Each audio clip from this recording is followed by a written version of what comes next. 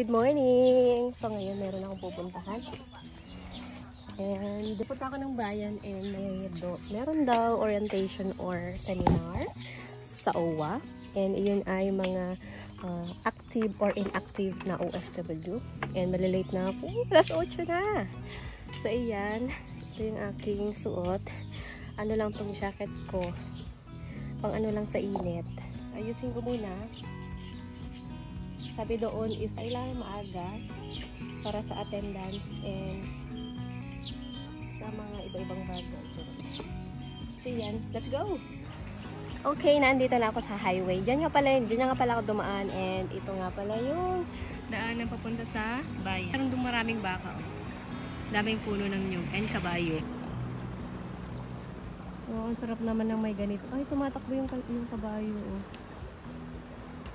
Andito na nga pala ako sa bayan at ito nga pala yung venue at dito nga kami magsa-seminar kasama ang OWA. At sabi nga sa amin maghapon nga yung seminar na yon. Dahil naging OFW nga tayo ng 6 na taon, kaya naman kasali tayo sa ganito. O diba, malay natin may paayuda ngayon. Siba naman ang daming paayuda ngayon ng gobyerno, diba? Pagdating ko dito ay nag-attendance na nga ako at hinanap ko nga yung attendance sa barangay namin. Pagkadating ko nga dito ay medyo marami na nga rin sila. Buti na nga lang din hindi pa nagsisimula. Abay nakakahiya naman, ako pa talaga yung malilate, no? Nung uupo na nga sana ako, abay nakita ko nga tong dati kong teacher nung elementary. Siya nga pala yung binisita ko nung pagkadating ko nga dito sa amin. May vlog pala kaming dalawa nung time na binisita ko siya sa bahay niya. Kaya alam kong nakikilala nyo rin siya. Nagkagulatan nga kaming dalawa kasi nga unexpected yung pagkikita namin ngayon. At habang inaantay nga yung iba, meron nga silang ibinibigay dito. May pamaypay, may candy, para naman daw hindi mainip. Ayan, medyo dumadami na nga mga kasama ko. At karamihan nga pala dyan ay mga representative nga pala ng mga OFW. Dito ko rin nakita na marami na rin palang OFW dito sa amin. And fast forward, abay nakakagutom rin naman talaga kahit nakaupo lang. Ito nga, may pamerienda nga ang OWA. Isang tinapay, tapos juice. Sagot nga pala lahat ng OWA yung merienda namin tsaka pagkain namin ng tanghalian. Wow naman, ang bait naman talaga ng OWA. Ayan na nga, nasa kalagitnaan na nga kami ng seminar at marami nga ako natutunan. Mga benefits at privilege, financial, health, business, scholarship. At kapag may masamang nangyari sa OFW na wag naman sana ay meron nga silang makukuha din. Basta OFW member daw. Tapos na nga pala yan at inaantay ko nga yung ayuda. Abay, anong oras na? Wala pa din. Char! Kaya hanggang dito na lang. Bye!